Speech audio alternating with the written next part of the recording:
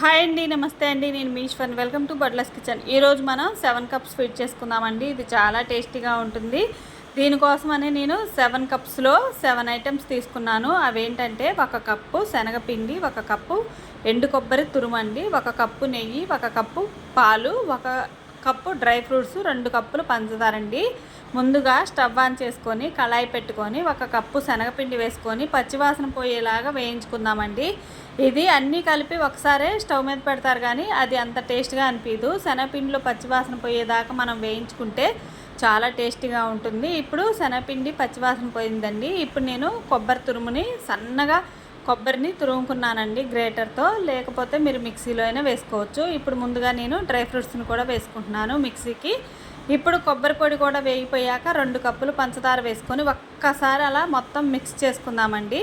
ముందుగా పంచదార, ఎండు కొబ్బరి, శనగపిండి మొత్తం కలిసిపోతుంది. తర్వాత మనం 1 కప్పు పాలు తీసుకున్నాం కదా, అవి, అలాగే 1 కప్పు నెయ్యి, అది కూడా వేసుకుందాము. మనము నెయ్యిని కరిగించి ఇలా తీసుకోవాలి కొలతకి.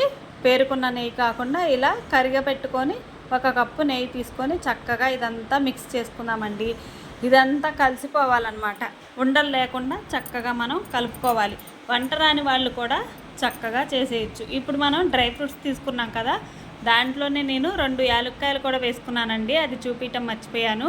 మీరు 2 యాలక్కాయలు కూడా వేసి పౌడర్ చేసుకోండి, లేదా యాలక్కాయల పొడి ఉంటే మీరు అది కూడా వేసుకోవచ్చండి. ఇప్పుడు మొత్తం మనం కలిసేలాగా మిక్స్ చేసుకుందాం. ఉండలు లేకుండా కలుపుకోవాలన్నమాట. పిల్లలు కూడా చేసేయచ్చు, అంత ఈజీగా ఉంటుంది. చూసారా, ఇది దగ్గర పడుతుంది కదా, దగ్గర పడుతున్నప్పుడు మనం తిప్పుకుంటూ ఉండాలన్నమాట. కింద అడుగున మాడిపోకుండా మనం దగ్గరే ఉండి కలుపుకుంటూ ఇలా చేసుకోవాలి. చూసారా, ఇప్పుడు దగ్గర పడుతుంది కదా. ఈలోపు నేను ఒక ప్లేట్కి నెయ్యి రాసుకున్నాను. ఇప్పుడు స్టవ్ ఆఫ్ చేసుకున్నానండి. దగ్గర పడిపోయింది. ఇలా రావాలి. స్టవ్ ఆఫ్ చేసుకొని ఒక ప్లేట్లోకి నెయ్యి రాసుకొని ఇలా తీసుకుంటున్నాను అనమాట. ఇది చక్కగా మనం ఇలా మీకు నచ్చిన షేప్లో కట్ చేయడానికి ఒక ప్లేట్లో ఇలా వేసుకోవచ్చు, లేదా బటర్ పేపర్ వేసుకొని మన కేక్ టిన్లో వాటిలో కూడా వేసుకోవచ్చు అనమాట.